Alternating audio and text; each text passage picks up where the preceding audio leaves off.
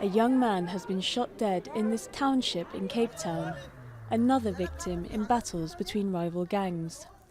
As usual, police rush to the scene, and bystanders are left struggling to cope with the constant stress caused by gang violence. I immediately get up from my bed and get under my bed, because that's how freaked out I am. I think for many of us, we don't know what peace is. We don't know what harmony is. We've grown up with violence all our lives.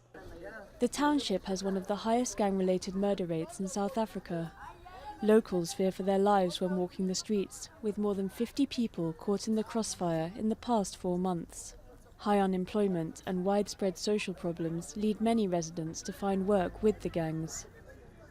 There's a lot of what seems to be cooperation between the community and the gangs, not because people want to, but because people's circumstances force them to cooperate with the gangs for their own survival. The lucrative drug trade and other criminal activities mean that gangs have mushroomed and become more heavily armed.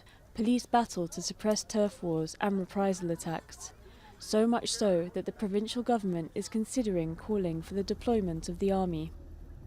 If soldiers are brought in not as soldiers, but in terms of Section 30 of the Defence Act, as force multipliers for the police, that will give us the numbers and the visibility that we require. And that makes an enormous difference. Soldiers were previously deployed to these townships in 2015, but 2 years later, gang membership in the area has soared, and some believe that the only long-term solution would be major social and economic change.